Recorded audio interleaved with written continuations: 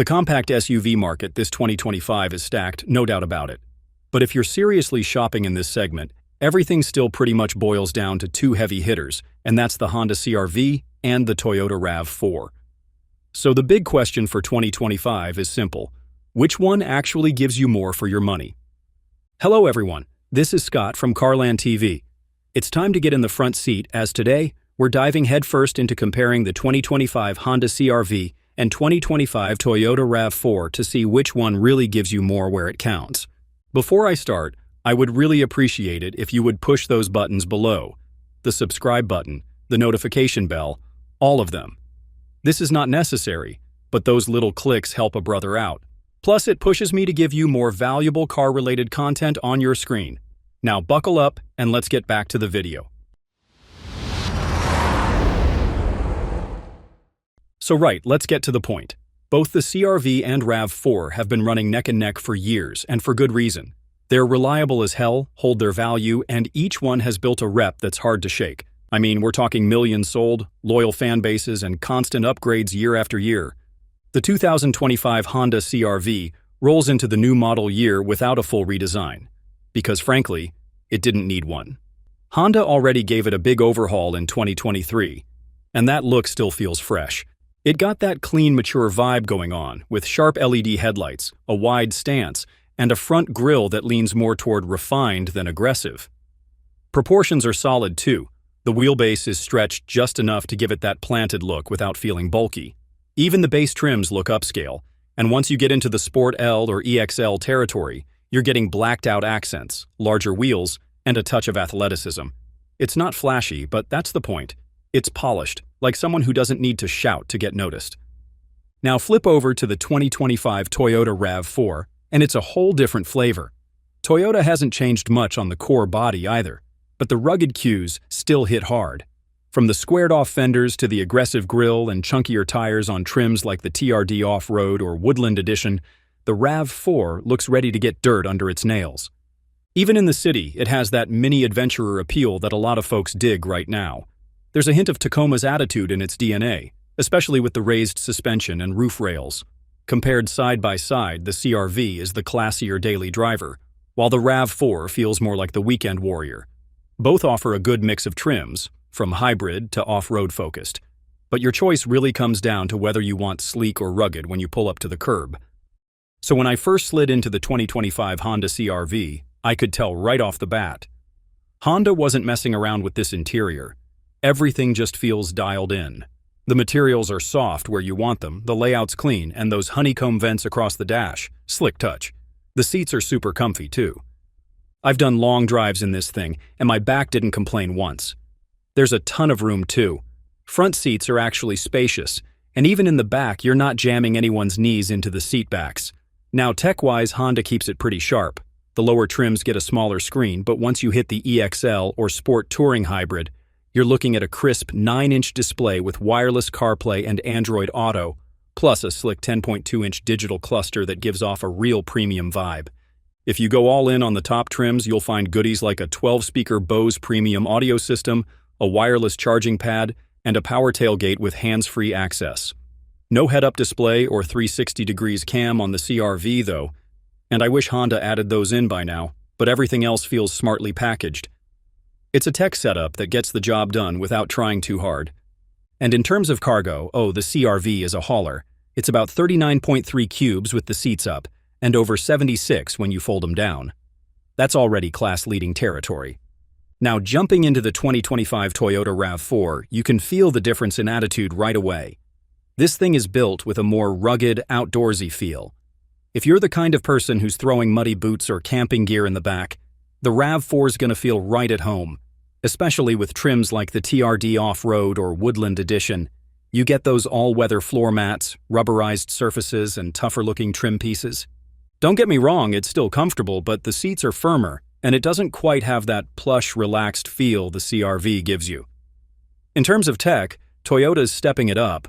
Base models start with an 8-inch screen, but you can bump it up to a 10.5-inch touchscreen, and even get a full 12.3-inch digital cluster.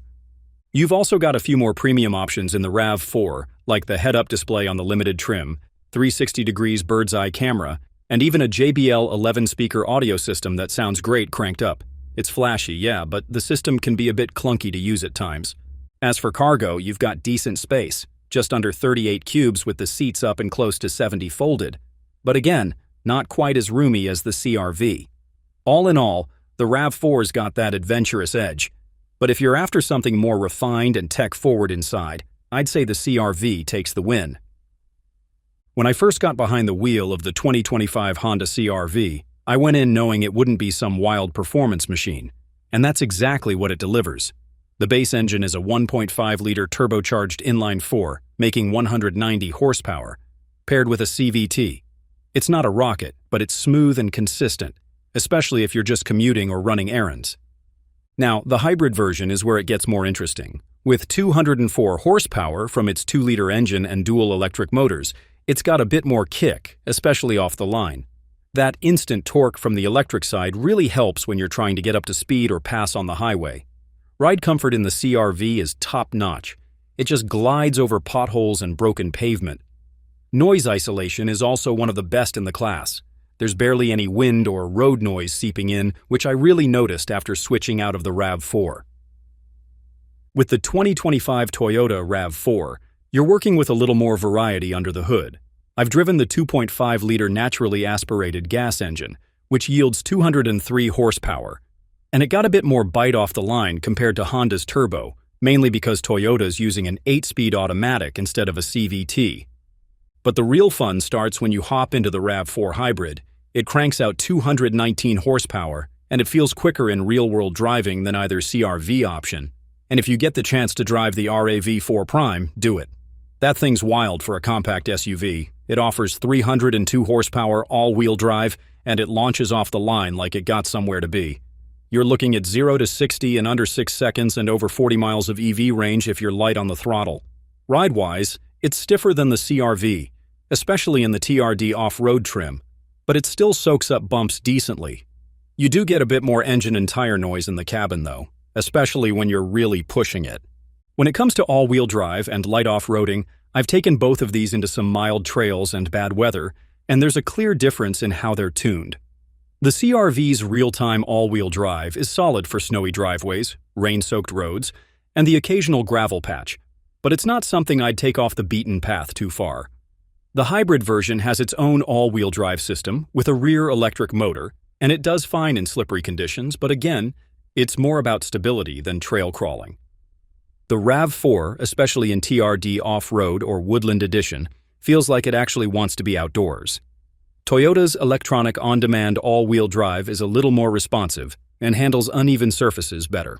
The Prime's electric rear motor gives it a strong grip too, and I was surprised how planted it felt even when the road got sketchy. So if you're looking for a quiet, comfy daily driver, I'd lean CR-V. But if you like having options and a little adventure in your back pocket, the RAV4 lineup's got the edge. Let's flip the switch and let's talk about fuel economy because gas prices aren't getting any cheaper. In my experience, the 2025 Honda CR-V does pretty well across the board. The regular gas model with the 1.5-liter turbo gets an EPA estimated 28 miles per gallon in the city, and 34 miles per gallon on highways with front-wheel drive, and it drops just a touch with all-wheel drive. But the real winner here is the CR-V hybrid, which pulls off around 43 miles per gallon in the city and 36 miles per gallon on the highway. And those are numbers I've seen pretty closely in real-world driving. It's efficient without feeling sluggish, which is a big plus. Now, Toyota's RAV4 isn't far behind. The gas-only version gets about 27 miles per gallon in the city and 35 miles per gallon on the highway, and the RAV4 hybrid bumps that up to 41 miles per gallon in the city and 38 miles per gallon on the highway. And these numbers tell that the RAV4 is pretty much neck and neck with the CR-V hybrid. However, the RAV4 Prime hasn't stepped in yet. You see, if you go for the RAV4 Prime, you'll certainly get up to 42 miles of electric-only range, and when the gas engine kicks in, it still gets a solid 38 miles per gallon combined. I've taken short trips in the Prime without even touching the gas tank, so if you're looking to save the most long-term, and you've got a place to plug in, the RAV4 Prime is hands down the fuel economy king. But for straight-up hybrids, it's basically a toss-up between the CR-V and RAV4, with Honda maybe edging out slightly in city driving. When it comes to long-term peace of mind, both the 2025 Honda CR-V and the Toyota RAV4 have solid reputations. But there are a few things I've learned from owning and working around these vehicles that are worth noting. The CR-V has consistently pulled strong predicted reliability ratings from Consumer Reports, and 2025 is no different. It's still scoring above average in most categories, especially drivetrain and overall build quality. J.D. Power gives it decent marks too, though historically Honda doesn't always top their rankings. As for maintenance, Honda's pretty straightforward. You get a 3-year or 36,000-mile basic warranty and a 5-year or 60,000-mile powertrain warranty, plus 2 years or 24,000 miles of complimentary scheduled maintenance. Not bad, but Toyota matches it. So far, there haven't been any major recall issues for the 2025 CR-V, and based on the last couple of model years, it looks like Honda ironed out the bugs from earlier turbo engine models that had oil dilution concerns. Parts are affordable, and if you're the kind of person who keeps your SUV for 10+ years, the CR-V has a track record of being a high-mileage ride. The 2025 Toyota RAV4, on the other hand, continues to ride its bulletproof rep, and honestly, it earns it. Consumer Reports usually puts it right at the top of the class for reliability, and J.D. Power ranks it well, especially the hybrid versions. I've seen plenty of these run well past 200,000 miles with just routine upkeep. The warranty is pretty much a mirror of Honda's 3-year or 36,000-mile bumper-to-bumper, 5-year or 60,000-mile on the powertrain. However, Toyota throws in 2 years or 25,000 miles of free scheduled maintenance, which is a slight edge if you're counting every penny. If you're looking at the RAV4 Hybrid or Prime, just know those battery systems have proven durable so far, and Toyota's been doing hybrids longer than just about anyone. That said, earlier RAV4 models had some issues with the infotainment system and occasional rattles, but most of that's been cleaned up in recent years. No big recalls yet for 2025, but Toyota's been quicker about issuing fixes when something pops up. The bottom line here is that both SUVs are rock solid when it comes to reliability. But if I had to bet on one to go the distance with minimal fuss, I'd probably lean toward RAV4 by a hair.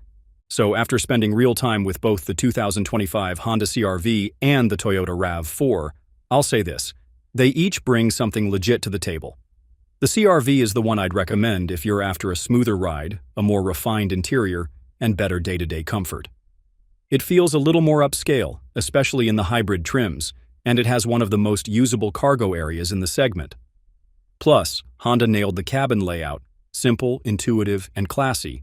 But if you're the type who wants more powertrain options, rugged styling, and some real light off-road ability, then the RAV4, especially in its hybrid or prime versions, makes a strong case.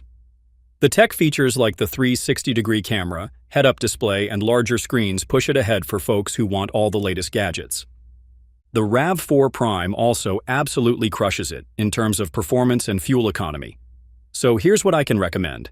If you're a tech lover or someone who wants that electric flexibility, go RAV4, specifically the Prime. But if you want a well-rounded, family-friendly, premium-feeling SUV that nails the basics, and then some, the 2025 CR-V takes the win in the compact SUV segment by just a nose.